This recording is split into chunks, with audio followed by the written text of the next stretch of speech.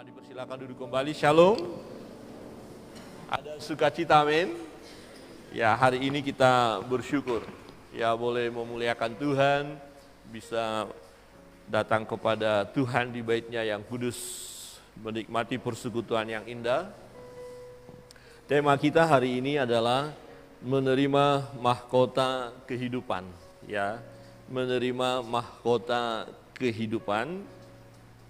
Dari Wahyu pasal 2 ayat yang ke-10, ya, kita akan membaca bersama-sama, bisa dibantu. Ya. Ini.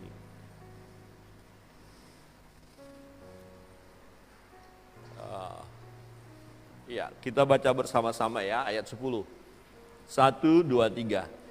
Jangan takut terhadap apa yang harus engkau derita, sesungguhnya iblis, ya arti mahkota, ya biasa dikenakan di kepala raja, ya mengenakan mahkota, ada keagungan, ada kebanggaan, ya, kekuasaan, otoritas, juga lambang kehormatan, ya, hiasan kepala yang indah dan mewah, ya ini udah mahkota, jadi berbicara kemenangan, kejayaan secara spiritual, dan juga lambang kebahagiaan dan sukacita yang abadi. Jadi orang Kristen, orang percaya yang sampai ya pada masa akhir, ya dia bertahan, dia tetap beriman, ya dia akan menerima mahkota, ya kebahagiaan dan sukacita abadi. Adalah merupakan juga mahkota ini penghargaan dari Tuhan atas kesetiaan dan keberanian seseorang. Nah, Bapak Ibu, di Alkitab kalau kita belajar firman Tuhan ada 5 jenis mahkota. Ya, nanti kita akan belajar, beberapa waktu lalu kita sudah belajar. Jadi ada namanya mahkota kehidupan, yang akan kita renungkan hari ini. Ada mahkota kemuliaan, yang kepada orang-orang yang setia dan berani dalam iman mereka diberikan mahkota kemuliaan. Ada mahkota kebenaran, ya, diberikan kepada orang-orang yang telah hidup dengan benar dan setia. Ada mahkota sukacita, ya ada mahkota sukacita, ya diberikan kepada orang yang telah membawa sukacita dan kebahagiaan kepada orang lain. Jadi saudara membawa kebahagiaan kepada orang lain, kehadiran kita membahagiakan orang lain, itu ada mahkota, ya mahkota sukacita namanya. Ada mahkota yang tidak binasa atau mahkota abadi, ya diberikan kepada orang yang telah berjuang dengan setia dan telah mencapai garis akhir. Ya, seperti Rasul Paulus pernah katakan, aku sudah mengakhiri pertandingan ya dengan baik. Nah, pertanyaan bagi kita, siapakah yang akan mendapatkan mahkota kehidupan? Ya, dari salah satu 5 mahkota itu, salah satunya adalah mahkota kehidupan. Nah, dalam pembacaan kita, Wahyu pasal 2, latar belakangnya adalah pesan Tuhan kepada jemaat di Smyrna. Ada 7 jemaat. Salah satunya jemaat di Smyrna. Ini mendapat pesan khusus dari Tuhan dan menunjukkan keadaan mereka. Jadi Rasul Yohanes menulis kitab ini, ya menuliskan pesan ini, dan pesan ini adalah firman daripada Tuhan. Jadi bukan Yohanes yang buat-buat, yang mengarang-mengarang cerita, bukan, tetapi Yohanes menyampaikannya. Di ayat 8 berkata begini, dan tuliskanlah kepada malaikat jemaat di Smyrna, inilah firman dari yang awal dan yang akhir, yang telah mati dan hidup kembali. Jadi sesuatu akan disampaikan oleh Yohanes kepada jemaat di Smyrna, dan pesan ini adalah dari Allah, dari Tuhan, yang awal dan yang akhir, Alfa dan Omega, dan yang mati dan hidup kembali. Jadi ini adalah firman Yesus Kristus, firman dari Sang Pencipta langit dan bumi, Alfa dan Omega. Dia adalah Tuhan dan yang telah mati dan hidup kembali. Ia berbicara tentang pribadi Yesus Kristus. Jadi Yesus menyampaikan pesan kepada jemaat di Smyrna melalui hamba Allah, melalui Rasul, yaitu Yohanes. Nah, rupanya latar belakang jemaat Smyrna, mereka punya iman yang kuat, yang hebat, tetapi ada penderitaan, ada kesukaran yang mereka alami. Ya, keadaan jemaat Smyrna kalau kita lihat di ayat 9, kita baca bersama-sama, bisa lihat ya. 1, 2, 3. Aku tahu kesusahanmu dan kemiskinanmu, namun engkau kaya, dan fitnah mereka yang menyebut dirinya orang Yahudi, tetapi yang sebenarnya tidak demikian. Sebaliknya mereka adalah jemaah iblis. Kesusahanmu, kemiskinanmu, mungkin juga secara ekonomi mereka mengalami kesusahan. Tetapi firman Tuhan katakan, ya, engkau kaya. Ya, secara rohani, secara iman mereka kaya, mereka mempertahankan iman mereka walaupun situasi sulit, walaupun ekonomi mereka sulit, ya, walaupun ada penindasan. Jadi jemaat ini mengalami banyak kesusahan dan penderitaan oleh karena mempertahankan iman mereka. Ada beberapa kesaksian, ya, ini kisah nyata.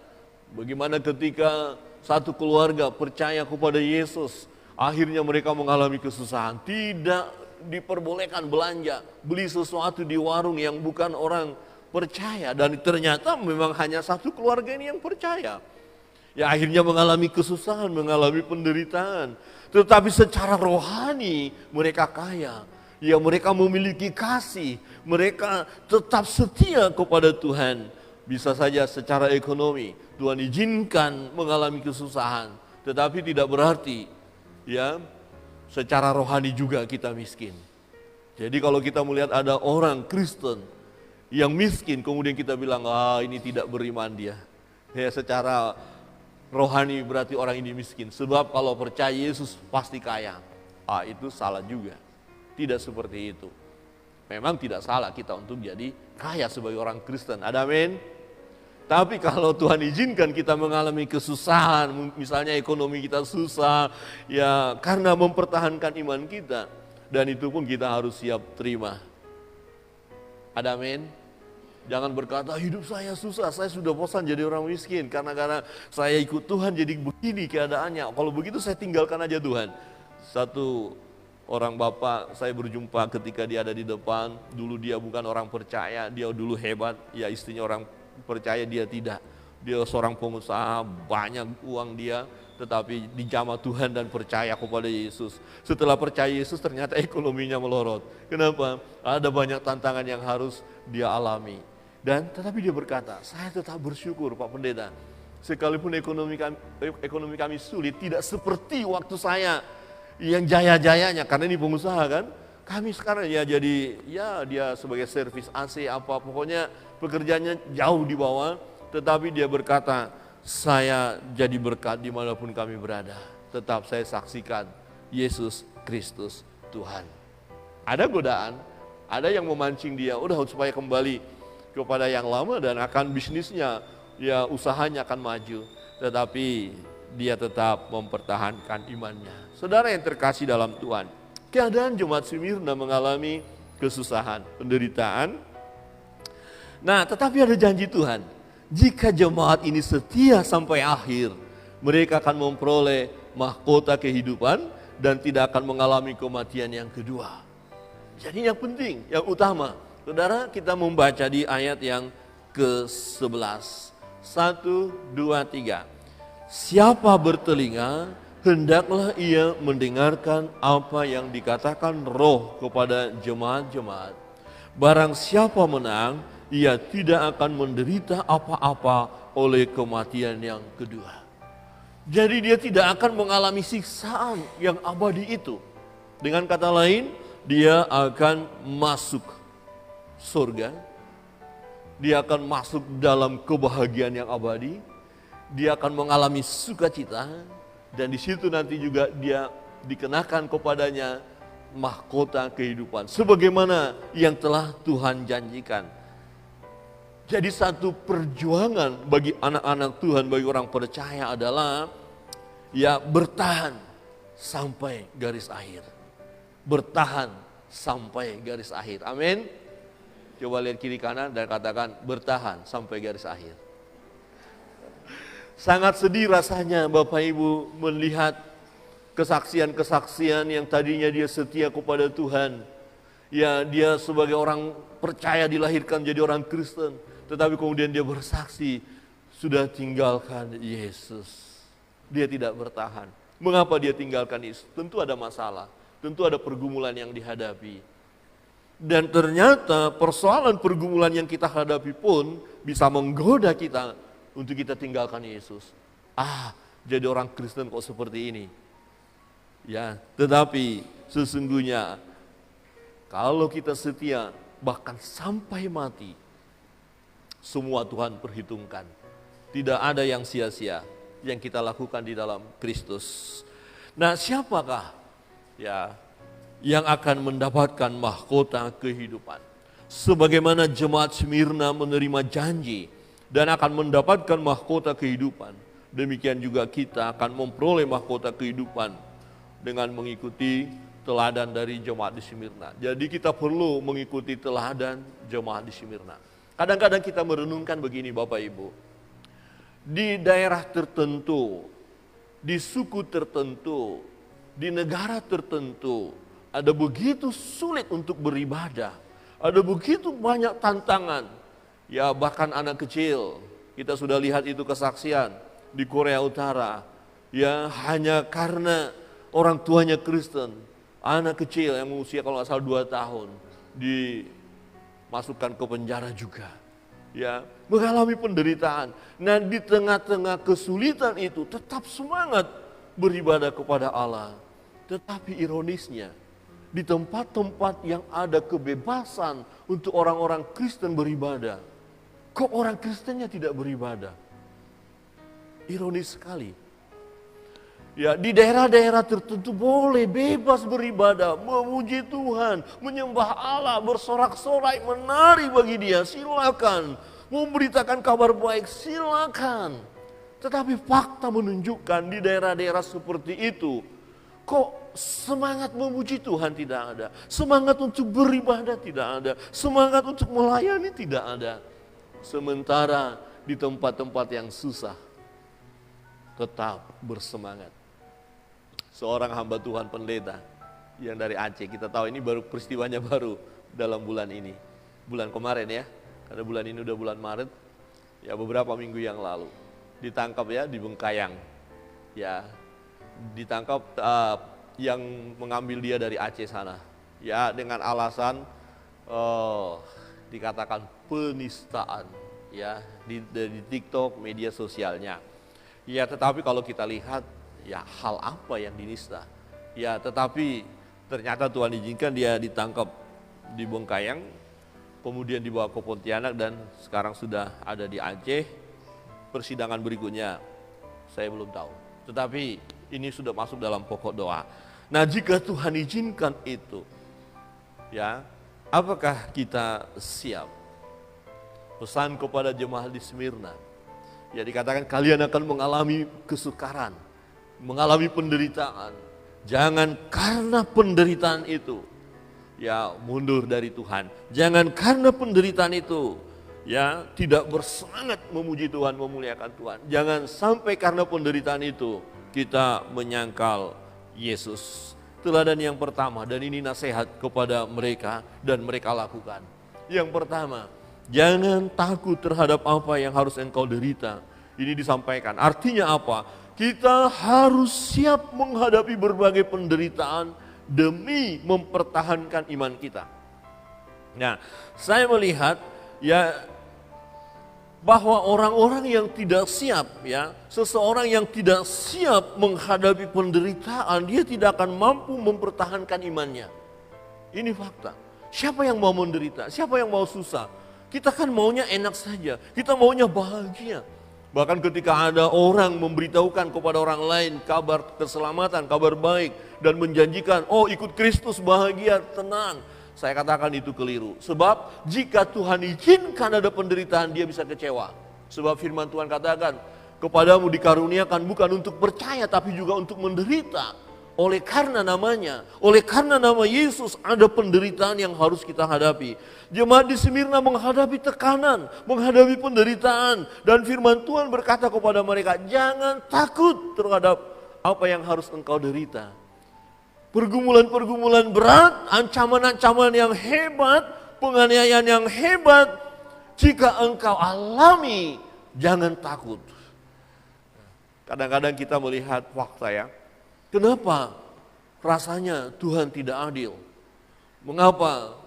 Ya, secara di negeri ini saja keadilan itu jelas tidak ada. Tetapi jika Tuhan izinkan itu terjadi, ya, kita tidak perlu bersungut-sungut. Amin. Kita tahu, kita persiapkan diri kita bahwa penderitaan itu akan ada di hadapan kita. Dan jika memang sudah waktunya kita harus berhadapan dengan penderitaan itu, kita harus berkata, saya siap menghadapi engkau penderitaan. Amin. Tetapi itu terjadi ketika masa belum menderita, kita persiapkan diri kita. Kalau masa sekarang kita tidak menderita tapi kita tidak persiapkan diri, saya khawatir akan ada orang-orang yang tidak siap menderita dan berkata, kita harus berhikmat dong. Gak apa-apa, sangkal-sangkal Yesus sedikit tidak apa-apalah. Yang penting kita masih bisa beli ini, beli itu. Sangkal-sangkal Yesus gak apa-apalah. Yang penting kita dapat berkat, ada makanan, ada minuman. Oke, kita hanya ngaku di depan umum, ya saya sekarang tidak jadi orang Kristen. Kemudian kita dapat bantuan-bantuan, ya dapat 9 bahan pokok. Ya, diberikan rumah gratis. Gak apa-apa kita bilang kita bukan orang Kristen. Tapi kan dalam hati kita kan Kristen. Kita tetap percaya Yesus. Hanya karena tidak siap menderita, kemudian menyangkal Yesus. Itu sangat berbahaya. Dan Tuhan bilang, siapa yang malu mengakui aku ya di depan orang lain, di muka umum, aku akan malu mengakui dia di hadapan Bapa. Artinya hanya sebatas mengaku sebagai orang Kristen, tapi tidak bisa membuktikan dirinya sebagai orang Kristen hanya karena tidak siap menderita, orang ini tidak layak, tidak masuk dalam kerajaan surga, tidak akan mengenakan mahkota kehidupan. Artinya apa? Dia masuk kepada kematian yang kedua, siksaan. Jadi kita harus mempersiapkan diri kita.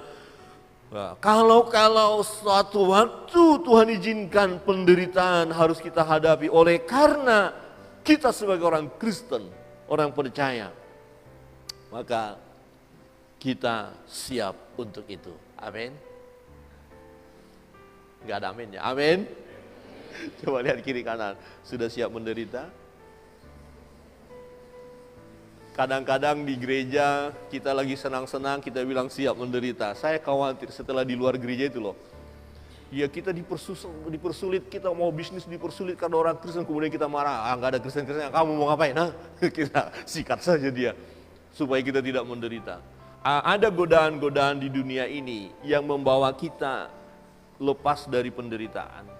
Ya, dunia menawarkan kesenangan, dunia menawarkan kebahagiaan, ya dunia menawarkan ini loh kenikmatan. Tetapi kita sebagai anak-anak Tuhan, kita mau berkata tidak. Ya, kalau karena nama Yesus saya harus menderita, bahkan orang tua saya menolak saya, kakak-kakak saya, adik-adik saya menolak saya, ya menghina saya, ya mengatakan kata-kata yang tidak baik tentang saya harus terima. Saya dulu sekolah, ya hanya saya orang Kristen di kelas itu. Ada juga ya sedikit singgung-singgung menyinggung, tapi saya katakan tidak apa-apa, saya orang Kristen. Ya SMP, SMA, ya hanya sedikit kami orang Kristen.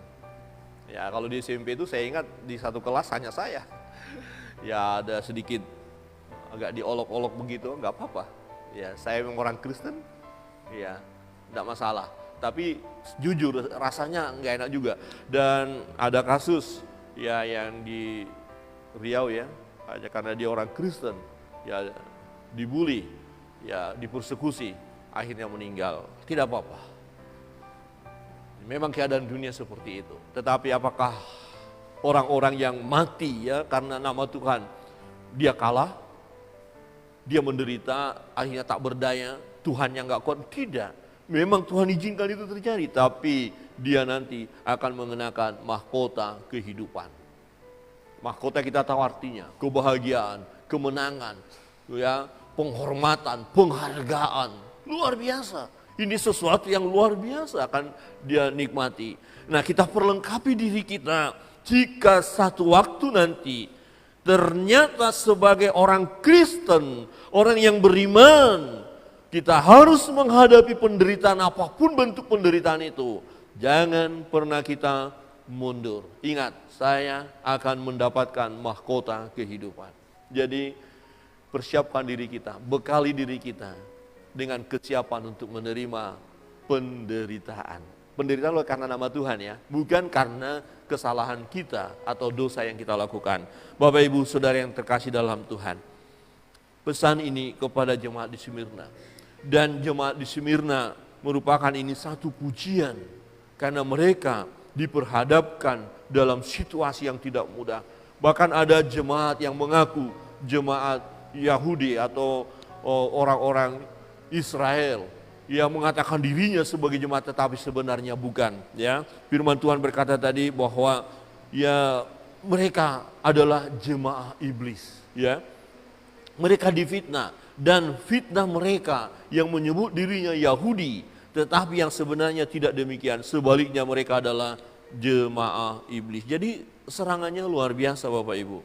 Serangannya luar biasa. Tujuannya adalah supaya orang-orang ini akhirnya tidak lagi menyembah Yesus. Tetapi pesan yang pertama, ya, nasihat yang pertama yang harus mereka lakukan, mereka terima adalah jangan takut terhadap apa yang harus engkau derita. Kira-kira begini Bapak Ibu, jika kita sudah siap menderita, ya, jika kita sudah siap menderita, apapun persoalan yang akan datang, ya tidak akan menggoncangkan iman kita. Ya sebenarnya orang yang tidak mau menderita itu masalahnya. Sehingga dia mudah tergoncang imannya karena dia tidak siap menderita. Tapi kalau kita sudah siap menderita, hal apa lagi yang mau menggoncangkan kita? Oh kalau diberkati ya bagaimana mungkin tergoncang iman kita kalau diberkati. Jadi kalau untuk diberkati nggak usah mempersiapkan diri dalam pengertian. Ya kita akhirnya ya tinggalkan Yesus kalau berkat itu mengalir. Nah biasanya berkat itu mengalir kita akan berkata haleluya puji Tuhan. Ada amin? Kan senang diberkati Tuhan. Masa Tuhan kenapa engkau berkati aku? Aku jadi susah. Gak mungkin. Pasti haleluya puji Tuhan. Gaji naik, bisnis lancar, oh rezeki. Ada ini apa? Oh, gaji ke-13 haleluya. Tapi ketika ada penderitaan, bisnis ini tidak lancar, ya gaji dikurangi, ini dipersulit, ini mulai susah. Tetapi kalau kita sudah siap menderita, ya artinya kita tidak menuduh Tuhan telah melakukan sesuatu yang tidak patut untuk kita. Dan kita berkata, puji Tuhan, terima kasih Tuhan, Engkau Tuhanku. Sekalipun aku berjalan dalam lembah kekelaman, aku tidak takut bahaya sebab Engkau besertaku. Ada amin? Haleluya. Penderitaan tidak akan menggoncangkan iman kita. Ya, coba lihat kiri kanan dan katakan jika engkau menderita, jangan goncang imanmu. Ada amin? Kita persiapkan untuk itu. Yang kedua Bapak Ibu Saudara yang terkasih dalam Tuhan, kalau saya lihat ada peningkatan. Tidak hanya menderita, tidak hanya kesusahan, tetapi ya harus siap masuk penjara demi mempertahankan iman. Ya, kita mungkin berkata, ya saya siap, nanti dulu. Jangankan masuk penjara. Ya, hujan turun di minggu pagi pun sudah menghalangi langkah kita ke gereja. Artinya begini, kadang-kadang kita mau berkata nggak apa-apa penderitaan hebat, saya akan alami, akan saya siap jalani. Tapi kadang-kadang hanya masalah kecil saja bisa goncang iman kita, itu loh persoalannya. Tetapi karena tadi kita bagian pertama jangan takut kepada penderitaan itu dan kemudian akan dimasukkan ke penjara, ini pun kita harus persiapkan diri kita. Persiapkan diri kita. Ada seorang hamba Tuhan sudah keluar ya, sudah keluar dari penjara. Dan dia sekarang melayani juga, ada TikToknya ya, saya ikuti juga. Kemudian dia cerita bagaimana dia di penjara, dipukul. Bahkan seorang jenderal polisi memaksa dia, kan jenderal itu juga masuk penjara, dipaksa untuk makan kotoran. Ya, kotoran manusia. Dan dia cerita, ya saya makan, ya apa saya disiksa, dipukuli. Tapi waktu dia makan rasanya biasa saja, dia sehat, dia pelihara Tuhan dia. Dijaga Tuhan dia di sana. Dan ternyata saudara, di penjara itu, apa yang terjadi? Banyak orang yang mendengarkan kabar baik. Dari siapa? Dari dia. Saudara tahu kan, hamba Tuhan itu, Muhammad KC. Ditangkap di Bali ini.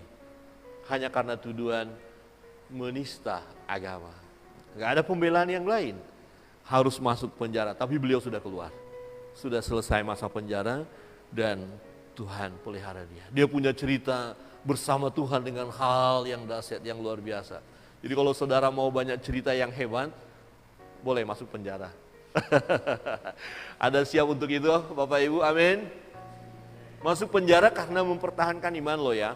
Bukan karena cari gara-gara dengan orang lain. Oh, itu dia cari gara-gara masuk penjara kemudian kita bilang hebat, puji Tuhan. Ya enggak lah. Ya. Jadi jika karena kita berbuat baik, melakukan kebenaran dan kita dianiaya bahkan dipenjara karena itu, Alkitab berkata, bersukacitalah. Bahagialah, itu berkat buat kita. Karena kebenaran, bukan karena kesalahan kita. Nah, dikatakan sesungguhnya iblis akan melemparkan beberapa orang dari antaramu ke dalam penjara supaya kamu dicobai. Ini akan dialami oleh jemaat Smyrna ketika firman ini sampai kepada mereka. Dan mereka mempersiapkan untuk itu. Ada hamba-hamba Tuhan di antara mereka yang giat melayani, giat mengabarkan kabar baik. Dan ternyata benar harus masuk penjara. Dan fakta bukan hanya kepada jemaat di Smyrna, tetapi sampai sekarang pun peristiwa seperti ini terjadi. Tidak tahu yang ditangkap kemarin, tampaknya masuk itu. Karena kalau kita lihat pembelaan siapa yang membela? Banyak orang sudah bersuara, tetapi tetap saja keputusannya masuk penjara.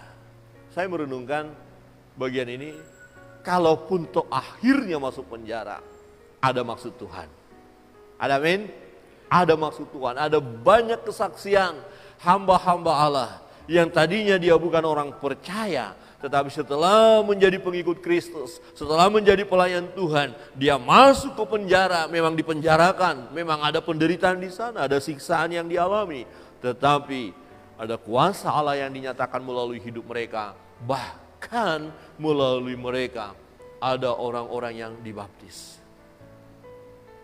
Saudara, bahkan di penjara itu ya ada orang-orang yang tadinya tidak suka dengan nama Yesus, akhirnya percaya kepada Yesus. Seorang hamba Tuhan, ya kita tahu peristiwa beberapa waktu yang lalu yang akhirnya memang dia dihukum mati ya karena narkoba itu ya, yang dari Australia.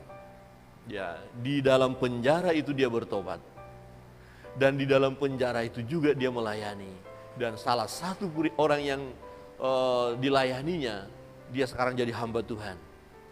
Ini tokoh saudara sepupu yang tidak senang dengan kekristenan dan dia mau bunuh itu ya hamba Tuhan itu yang di penjara itu. Tetapi dia dilawat oleh Tuhan di penjara. Dia berjumpa dengan Yesus di penjara. Akhirnya dia dibaptis ya oleh hamba Tuhan yang dieksekusi, yang dibunuh itu, di hukuman mati itu. Ya, saudara tahu itu ya. Jadi sebelum dia ditembak mati hamba Tuhan ini, dia sudah melayani salah seorang hamba Tuhan yang sekarang melayani. Dan ketika hamba Tuhan ini ditanya, kamu sekolah teologi di mana? Dia jawab begini, saya udah nonton YouTube-nya, saya sekolah teologi di Kerobokan. Saya kaget, loh kok di Kerobokan? Ternyata dia di penjara di Kerobokan, ya. Dan di Kerobokan itulah sekolah teologianya. Dia terima Yesus dan dia melayani Tuhan. Dan dia bercerita, ada banyak penjahat-penjahat ternyata sudah dengar Injil dan percaya Yesus. Ketika mereka keluar, masih ada komunitas mereka untuk melayani satu dengan yang lain. Jadi, kalaupun harus masuk penjara, jika itu Tuhan izinkan, jangan takut. Jangan kecewa menjadi pengikut Kristus. Ya, jangan mundur. Tetaplah percaya kepadanya, ya. Tidak sedikit orang percaya yang masuk di penjara oleh karena mempertahankan iman. Dan ini masih terus terjadi. Masih terus terjadi. Ya kenapa? Karena kuasa kegelapan iblis tidak tinggal diam melihat anak-anak Tuhan bersaksi. Iblis tidak tinggal diam melihat orang Kristen bergerak. Jadi kalau Bapak, Ibu, Saudara bergerak memberitakan kasih Tuhan, memberitakan kabar baik, kita akan berhadapan dengan kuasa kegelapan. Iblis akan pakai siapa saja untuk menghancurkan hidup kita.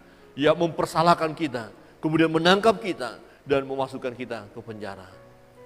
Tetapi kalau kita tidak siap masuk penjara, mungkin kita akan berkata, ya kalau begitu saya jemaat biasa saja, saya tidak usah bersaksi, saya tidak usah memberitakan kabar baik itu. Ya saya jemaat biasa saja. Tapi saya katakan, tidak ada namanya jemaat biasa. Bersaksi hukumnya wajib, memberitakan kabar baik hukumnya wajib. Sebab untuk itu engkau dipanggil, itu firman Tuhan katakan. Ya bukan kamu yang memilih aku, kata Yesus, aku memilih kamu dan aku menetapkan kamu supaya kamu pergi ya menghasilkan buah. Jadi tidak ada kamus jemaat biasa dalam hidup kita. Amin. Coba katakan kiri kanan, kamu bukan jemaat biasa. Halo, ada amin? Ada amin? Amin di gereja? Amin di luar? Amin di pekerjaan?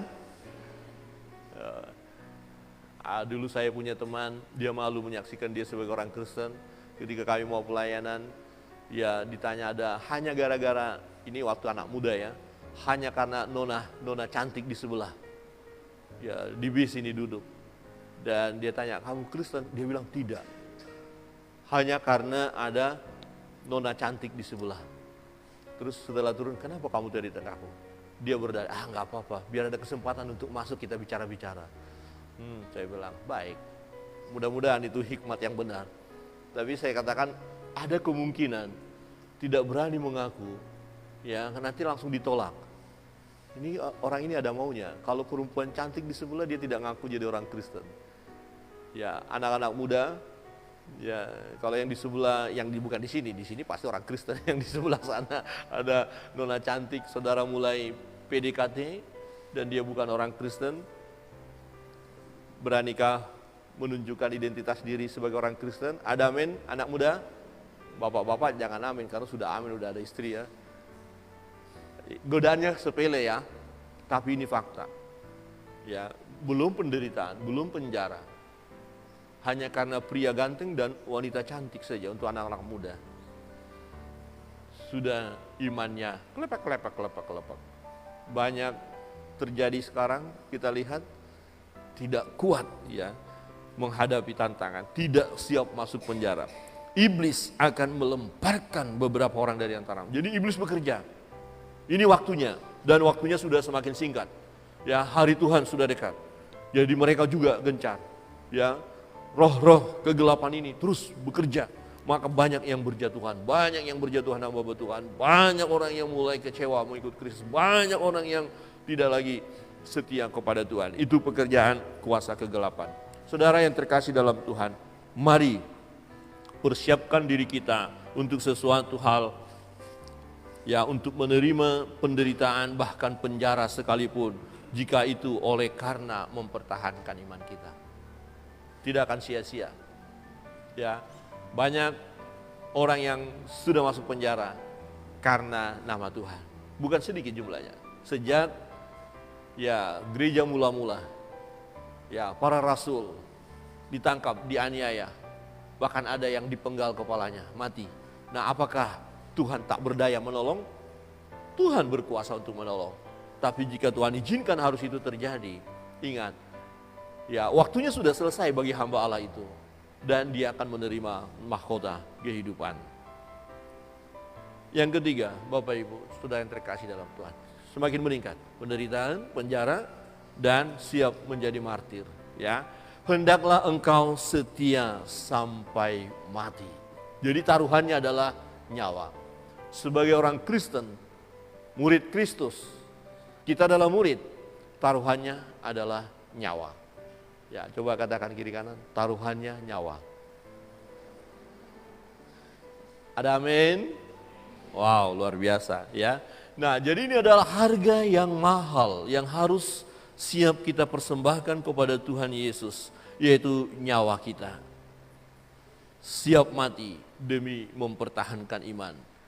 Ini bukan hanya sebatas slogan, jangan hanya sebatas slogan. Ya, tetapi ini adalah sesuatu yang memang kita harus praktekkan dalam hidup ini. Ya, maka banyak yang terpanggil, tapi sedikit yang terpilih. Ya, kenapa yang lain kok tidak terpilih? Salah satunya adalah tidak siap mati. Ya, nah setiap orang yang kehilangan nyawanya oleh karena mempertahankan iman kepada Yesus, ia akan mendapatkan kembali. Nah, firman Tuhan berkata begini dalam Matius pasal 10 ya, ayat 38. Barang siapa tidak memikul salibnya dan mengikut aku, ia tidak layak bagiku. Barang siapa mempertahankan nyawanya, ia akan kehilangan nyawanya. Apa artinya? Karena kita takut mati, ya lebih baik kita hidup, tapi nanti mati kemudian kematian yang kedua itu. Jadi untuk apa kita mempertahankan nyawa kita, tapi kemudian kematian yang abadi kita alami.